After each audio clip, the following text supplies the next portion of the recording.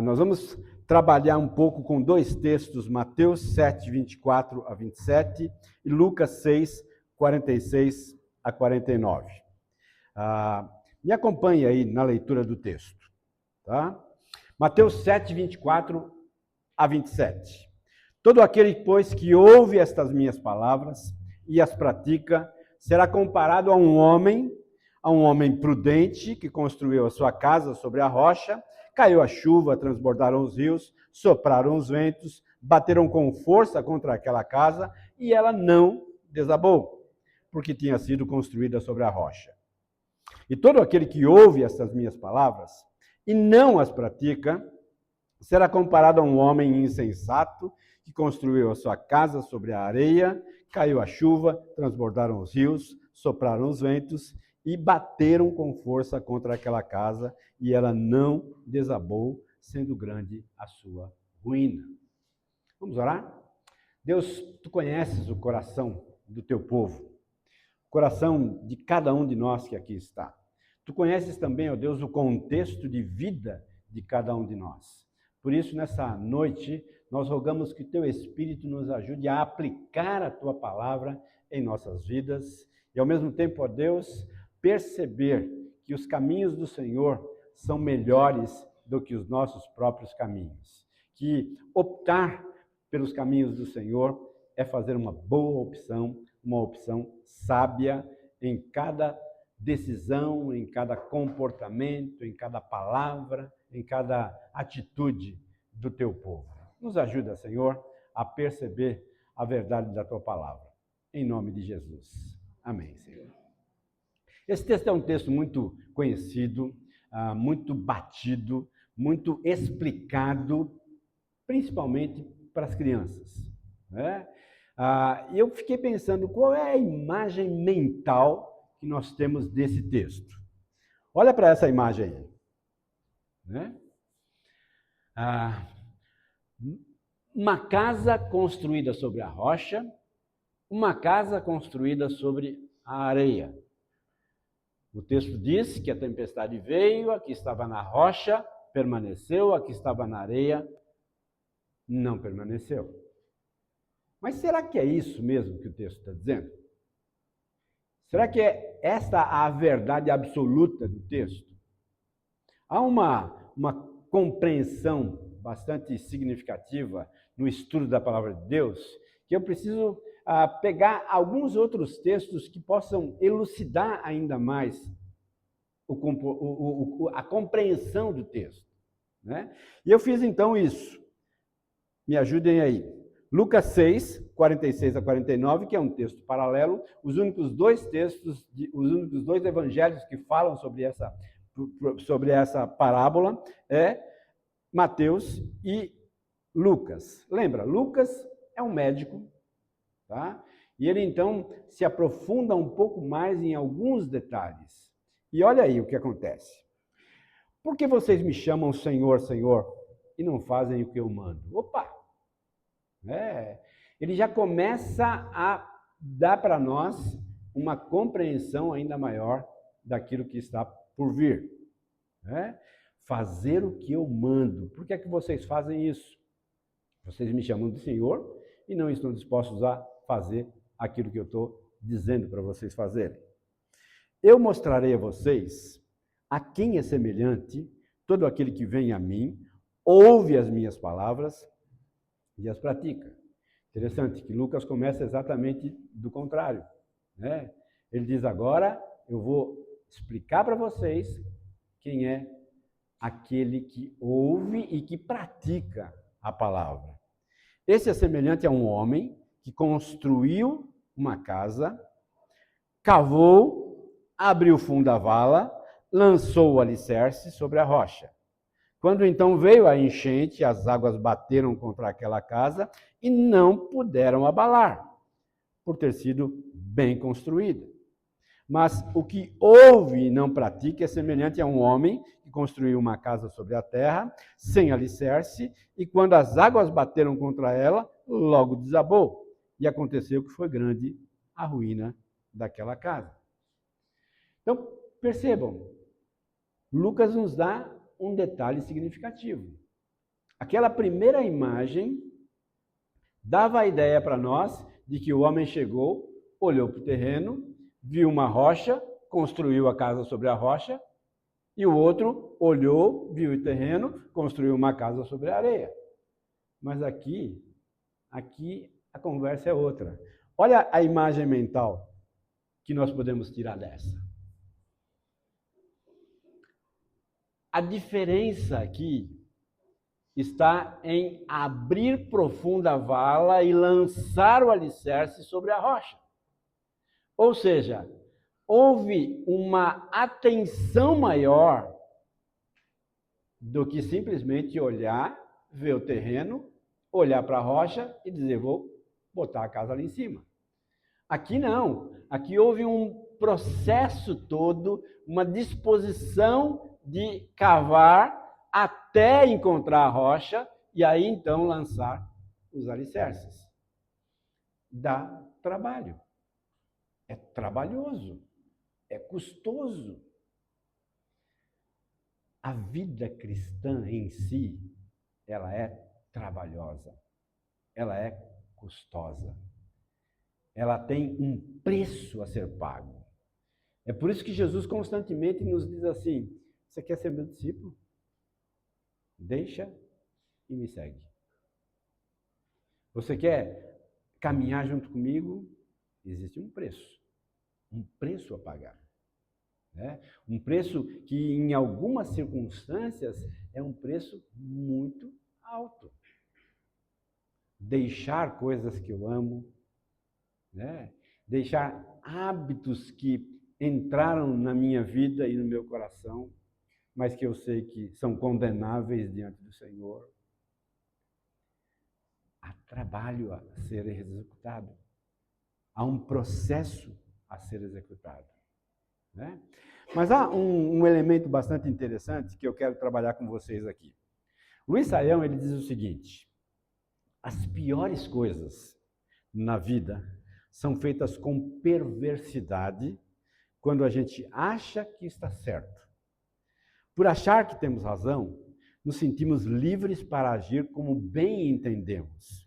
E isso nos leva a não resistir às tempestades da vida. Saião está dizendo para nós o seguinte, que existe uma perversidade dentro do cristianismo. E essa perversidade dentro do cristianismo, ela se dá quando você ouve a palavra de Deus e diz, muito boa palavra, mas não tem nenhuma disposição de aplicar essa palavra na sua vida. Ou quando mais você ouve e fica encantado com aquela palavra e diz, fulano, se tivesse aqui, cairia certinho para ele. Ou seja, há grande perversidade nisso. Porque eu estou pervertendo exatamente aquilo que o próprio Cristo não o fez.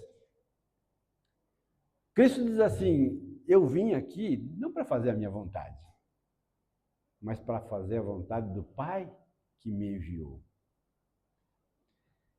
O exemplo veio de cima. Ele, então, exemplifica para nós com clareza o propósito dele. O propósito dele era fazer a vontade do Pai, cumprir a palavra de Deus, cumprir a palavra do Pai. Qual é o seu propósito? Como você tem lidado com essa perversidade que toma conta dos nossos corações? E que nos leva, muitas vezes, a ser independentes do Senhor, mesmo sabendo que é um risco, mesmo sabendo que é custoso isso também. Há uma realidade conhecida pelo público de Jesus e também conhecida por nós, que é a realidade das tempestades. Recentemente, no começo do mês, nós vimos uma situação que ocorreu no Paraná, que atingiu 3 cidades do Paraná. Olha essa imagem aqui. Cidade de Rio Bonito do Iguaçu. com ventos estimados em 300 quilômetros a 330 quilômetros. Guarapuava, que é uma cidade próxima ali, né, os ventos chegaram aproximadamente a 250 quilômetros. Turvo, que é também ali na periferia, os ventos chegaram ao redor de 200 quilômetros. Essa cidade de Rio Bonito do Iguaçu, cerca de 90% da cidade, uma cidade de 14 mil habitantes, ficou destruída. 90% da cidade destruída. Um vento com chuva destruiu a cidade. As imagens aí mostram com clareza essa destruição.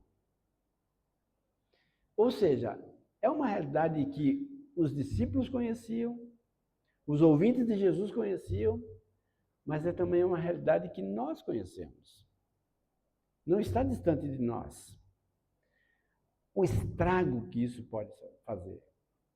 Agora, nós estamos falando aqui de um fenômeno da natureza, que destrói pedra, ferro, argamassa. Queridos, mas a tempestade espiritual, ela faz um estrago semelhante a esse. Destrói casamentos, desfacela famílias, destrói uma estrutura que você levou anos para estabelecer na sua própria vida. Essa perversidade de ouvir a palavra e não a praticar nos leva a tragédias semelhantes. Eu quero agora com vocês me utilizar dessa palavra, né? Jesus se utiliza mais uma vez aqui do uso de parábolas. O que são parábolas? Uma narrativa alegórica que transmite uma mensagem direta por meio da comparação e da analogia. Ou seja, Jesus faz o quê? Ele pega alguma coisa que as pessoas conhecem e, a partir disso, ele então traz uma nova compreensão. Então, as tempestades todo mundo conhecia, nós conhecemos, mas agora então ele está trazendo uma nova compreensão a partir daquilo que você conhece, que eu conheço.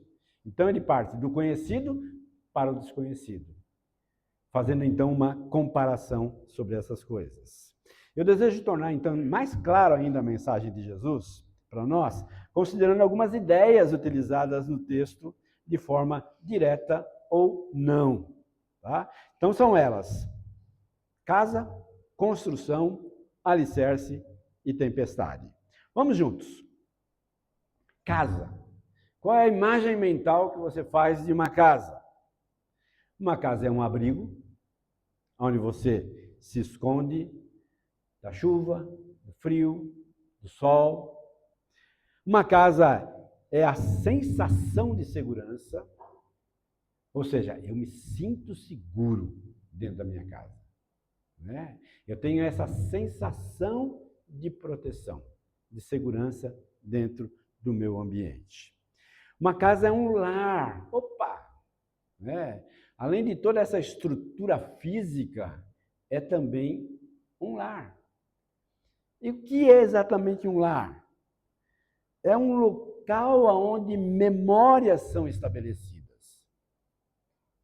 Eu me lembro com nitidez do tempo que eu morava com os meus pais e os meus 5 irmãos, onde construímos ali memórias afetivas que nós carregamos ao longo da vida. E cada um de vocês pode relembrar essas memórias, pode percebê-las e se sentir confortáveis com ela. Uma casa tem esses elementos.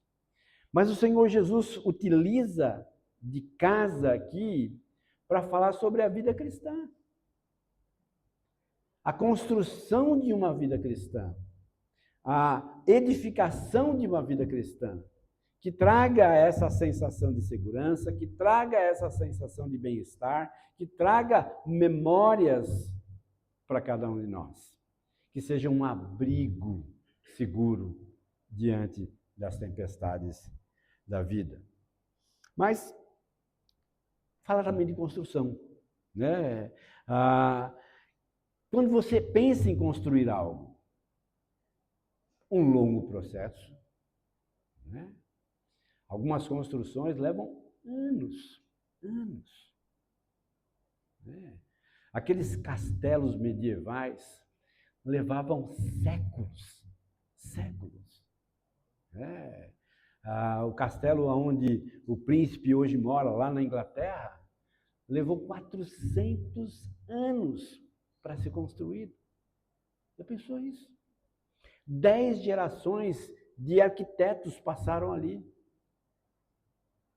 Leva tempo. Você vai construir qualquer coisa hoje, nos nossos dias, leva tempo. Né? Envolve planejamento, envolve tempo, envolve dedicação, envolve diligência, envolve dinheiro, envolve muito trabalho. Porque quem constrói pensa em durabilidade, em estabilidade, em dedicação. Parte de um projeto. Os sonhos se materializam através de uma construção. Né? Então, pensa o seguinte: casa, vida cristã, construção desta vida cristã. Quanto tempo você anda com Cristo? E nesse tempo todo, você percebe que existe uma construção de elementos novos na sua vida, de comportamentos que o próprio Cristo tem moldado na sua vida, de atitudes, talvez você no início da vida cristã tinha muita dificuldade de perdoar, e hoje o perdão já é alguma coisa que é mais familiar para você. Talvez você fosse uma pessoa extremamente irritada, irada, e hoje você tem um pouquinho mais de paciência. Né? Talvez você era o tipo da pessoa pavio curto, e hoje o próprio Cristo moldou a sua vida, construiu a sua vida e o ajudou a lidar com isso. Talvez você fosse lá no início uma pessoa que era descontrolada, né? Que não tinha domínio próprio, mas a partir da construção que Cristo tem feito na sua vida, você hoje já é capaz de se controlar com seus impulsos pecaminosos. Né? Talvez você não se apegava a determinadas coisas que o próprio Cristo, mas hoje você faz. Talvez você não gostava de ler, mas hoje você lê. Ou seja, um mundo novo se estabelece a partir dessa construção que o próprio Cristo trabalha na minha vida e na sua vida. Né? Tempestade. Né?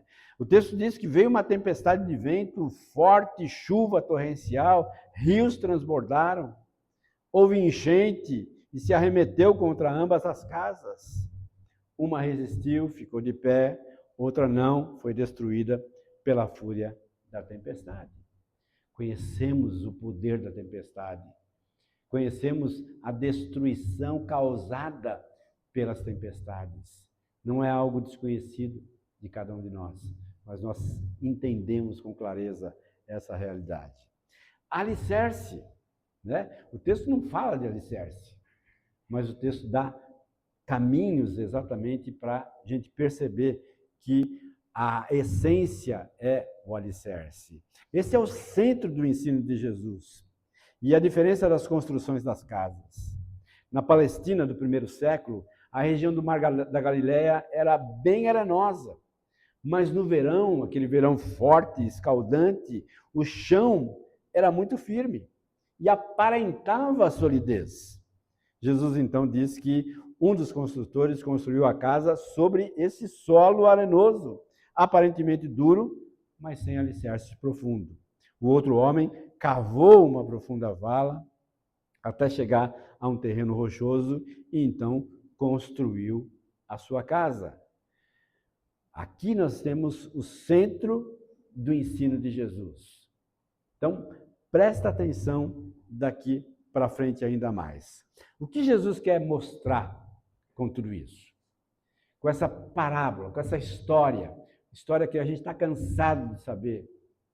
O que exatamente Jesus quer mostrar? Primeiro, Jesus não está fazendo uma distinção entre o pagão e o cristão. Entre aquele que não é cristão e aquele que é cristão. Ele não está dizendo isso. Ele não está dizendo que o cristão constrói de um jeito, o não cristão constrói de outro. Não é isso que ele está dizendo. Tá? O público-alvo do sermão eram pessoas religiosas que frequentavam a sinagoga. Lembra que esse texto está exatamente no final do Sermão do Monte.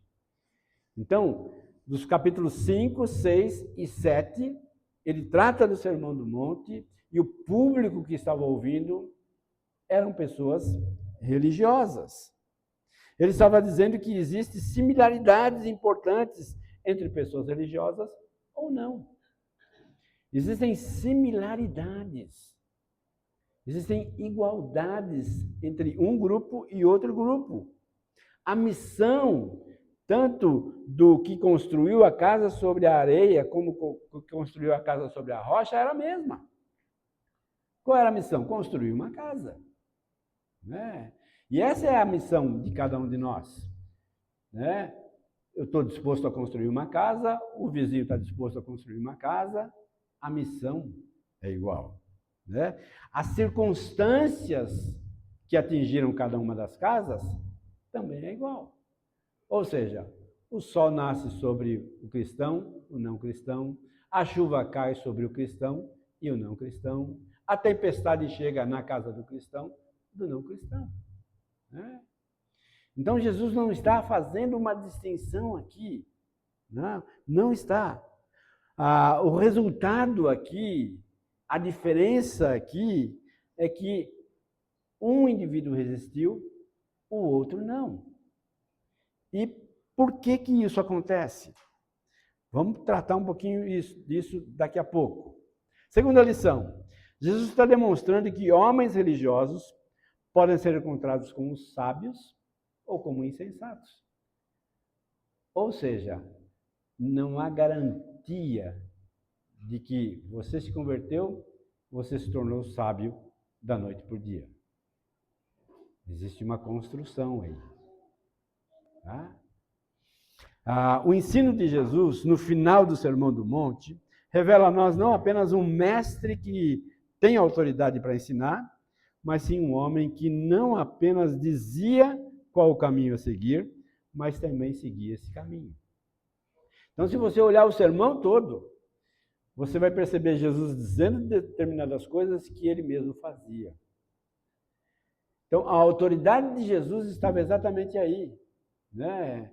Ou seja, não havia incoerência naquilo que ele dizia e naquilo que ele fazia. E este é o ensino de Cristo para cada um de nós. Não pode haver incoerência na vida cristã.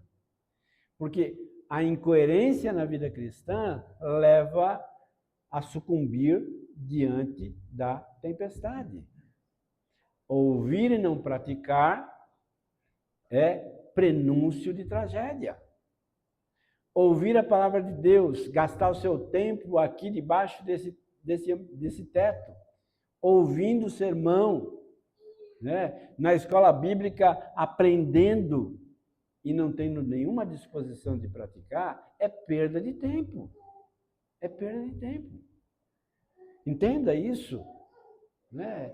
E quando eu começo a perceber isso, que eu preciso ter coerência com aquilo que eu sei a respeito de Deus, da sua palavra, e aquilo que eu coloco em prática, isso é uma maneira de me proteger diante da tempestade, diante do período de tempestade. Lembra que no início eu disse para vocês que tinha 2 objetivos básicos com o sermão. Primeiro era pregar para mim mesmo. E o segundo é pregar para a igreja do Senhor Jesus. Igreja do Senhor Jesus plantada em Morungaba. Morungaba que tem cristãos e não cristãos. Aonde a tempestade cai sobre a cabeça de ambos, mas que alguns resistem, outros sucumbem. Alguns não suportam, outros se fortalecem através das tempestades. A lição de Jesus aqui é me ajudar e ajudar a igreja a fortalecer-se em meio à tempestade. E perceber, então, que há valor em priorizar aquilo que o próprio Deus diz que é prioridade, que é a nossa terceira lição. Jesus está apontando aqui para a prioridade maior da vida, que vai garantir a continuidade diante das tempestades. A vida cristã, ela suporta a tempestade quando nós então somos coerentes com a verdade que ouvimos, a verdade que sabemos, com a verdade que praticamos. Priorize os alicerces da casa através de uma vida de sabedoria. Entenda que dá trabalho cavar fundo para encontrar o solo capaz de suportar a casa, mesmo que ninguém veja o que está debaixo da superfície. Invista nisso. Invista nas disciplinas espirituais. Invista na oração. Invista na leitura da palavra de Deus. Invista no estudo da palavra de Deus. Invista na meditação da palavra de Deus.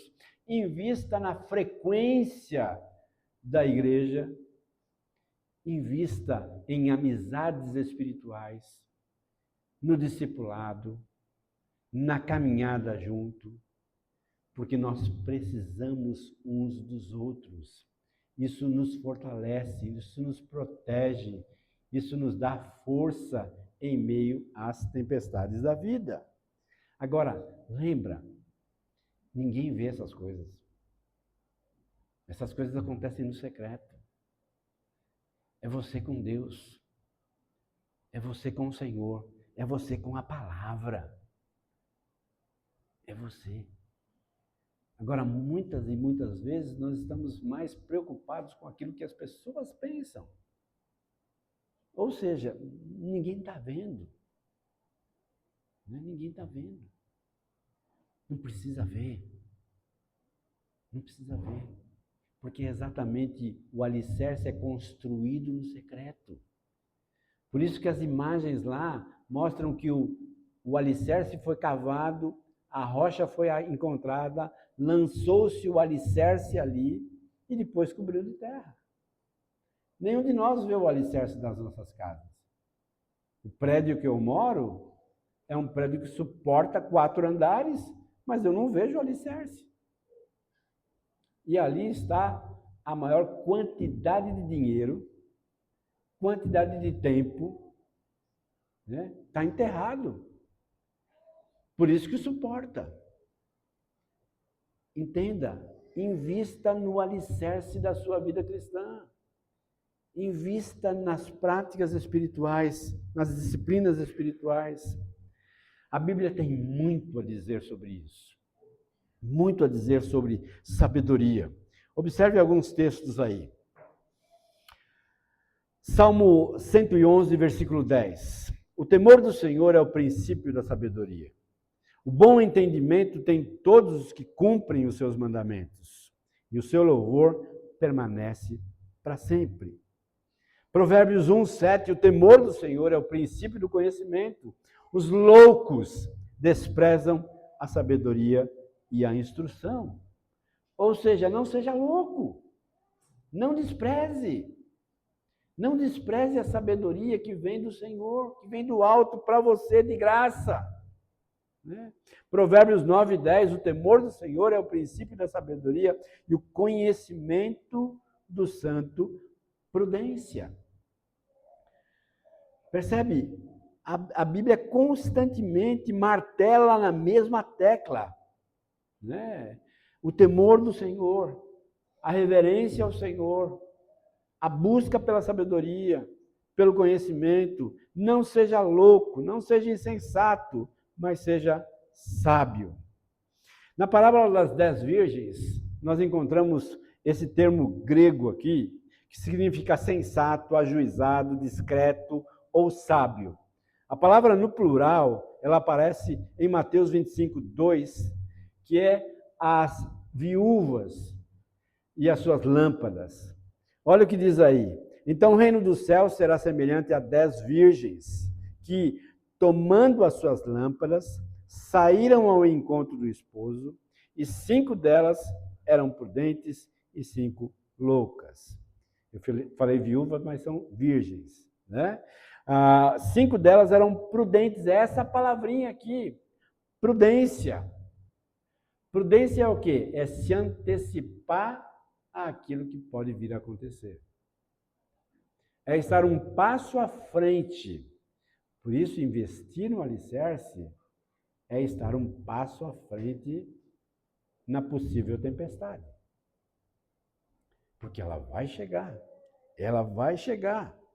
Prioriza os alicerces da vida, revela prudência, sabedoria e fortalece no dia da tempestade. Né?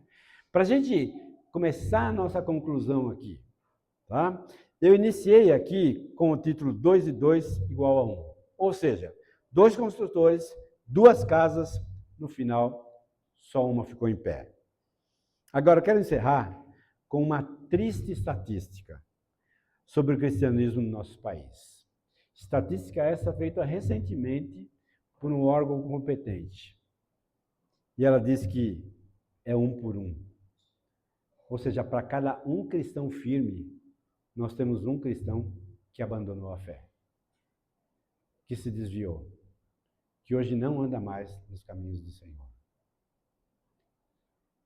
Por isso que os presídios do nosso país, existem tantos cristãos desviados da fé, que abandonaram a fé. Queridos, isso é trágico. É trágico, é perverso. Né? Cada um cristão firme, um que abandonou a fé. Agora, por que isso? O que levou ao fracasso da fé? O que levou ao naufrágio em meio às tempestades? Tanto Jesus como Paulo fornecem para nós as explicações. Olha o que Paulo diz em Gálatas 3:3. Será que vocês são tão insensatos que, tendo começado no Espírito, agora querem aperfeiçoar na carne?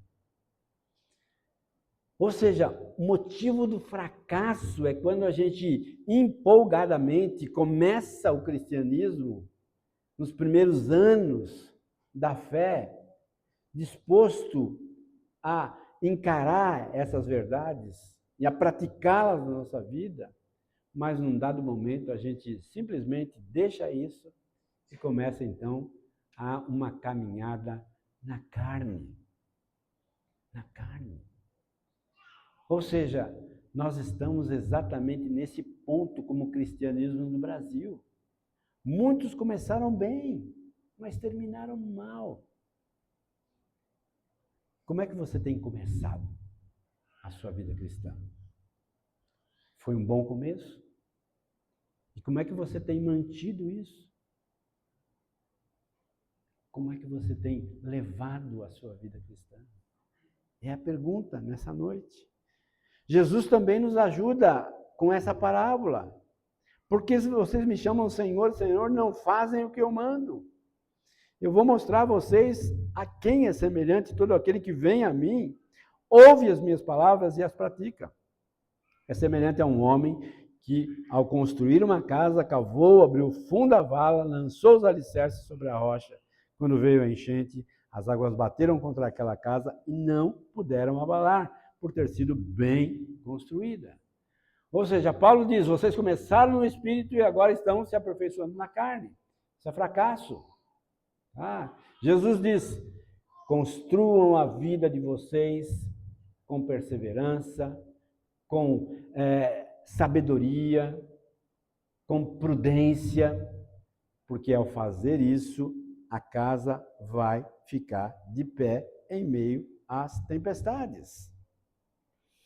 João 16:33 diz assim: falei essas coisas para que em mim vocês tenham paz. No mundo vocês vão passar por aflições.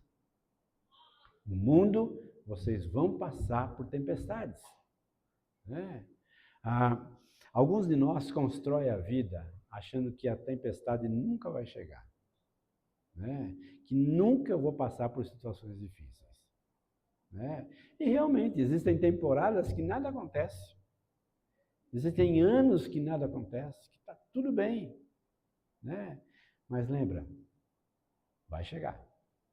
Se não chegou ainda, vai chegar. Entenda isso. E eu não estou profetizando mal aqui, mas eu estou alertando a Igreja do Senhor Jesus Cristo a ter a esperteza necessária, a robustez necessária para enfrentar o dia mau. Porque o dia mau vai chegar. A tragédia bate na porta da casa do não crente e do crente também. E ali, então, é a hora de você mostrar aonde estão os seus alicerces. Se sobre a areia ou se sobre a rocha firme, que é o Senhor Jesus. A tempestade vai chegar, o prudente não conta com a sorte. Muitas vezes nós achamos que nós somos brasileiros e temos condição de driblar situações. O prudente é precavido, se prepara para os fortes ventos, não vive apenas olhando o momento atual. Infelizmente, muitos cristãos só vivem o momento atual, dizendo assim, olha, estou na bonança aqui, está tudo tranquilo, o mar está calmo e vamos tocando a vida. Gente, não é assim. Quando caminhamos assim, nós estamos, na verdade, caminhando para uma possível tragédia na nossa vida. Como é que você começou 2025? Como é que você está terminando 2025? Quantos daqueles que vocês já conheciam, caminhavam com você e hoje não estão mais sentados nessas cadeiras aqui? Quantos? Quantos? Quantos que simplesmente se afastaram, abandonaram, porque não conseguiram lidar com a tempestade na vida? Quantos? Quantos? Veja como você está edificando. É o que diz 1 Coríntios 3,10. Cada um veja como edifica. Não o que edifica, mas como edifica. Como é que eu estou construindo a minha vida cristã? Como é que eu estou lidando com isso? Como é que eu estou trabalhando com isso? Ou eu tenho levado as coisas de qualquer jeito? C.S. Lewis tem uma frase que é a frase que eu gostaria de terminar o nosso tempo aqui juntos. O cristianismo, se é verdadeiro, tem infinita importância. Se é falso, não tem nenhuma importância. O que ele não pode ser é de moderada importância. Ou seja, a tua fé, a tua caminhada com Cristo não pode ser morna, não pode ser de moderada importância. Lembra que moderada importância significa causar náuseas ao Senhor. É isso que uma das igrejas do Apocalipse ouviu da parte do Senhor. Vocês me causam ânsia de vômito, porque vocês não são nem frios nem quentes, vocês são mornos. Vocês estão encarando o cristianismo de forma moderada. Não podemos agir assim. Não podemos caminhar nessa direção. Mas precisamos caminhar numa direção de disposição de edificar as nossas vidas sobre a rocha firme que é o Senhor Jesus Cristo, através do empenho, da disposição e das práticas das disciplinas espirituais. Que nessa noite você saia daqui desafiado pela palavra do Senhor, desafiado e alertado de que a tempestade chega uma hora mais cedo ou mais tarde. Prepare-se para ela, prepare-se para ela. Senhor, olha para nós nessa noite. Olha para a tua igreja aqui na cidade de Morungaba. E nos ajuda, Deus, a sermos prudentes construtores, a sermos sábios, a optarmos pela sabedoria e não pela insensatez. E ao mesmo tempo, ó Deus, nos ajuda a sermos capazes de sermos obedientes à verdade da tua palavra, não apenas ouvindo, mas colocando em prática, porque esta é a lição do Senhor, o investimento no alicerce das nossas vidas, o investimento naquilo que é de fato importante e relevante. Nos abençoa, abençoa a tua igreja, abençoa o pastor desta igreja, Deus, abençoa de modo especial cada um que aqui está, ó Deus, cada família aqui, que sejam prudentes construtores da vida cristã. É a minha oração em nome de Jesus. Amém, Senhor.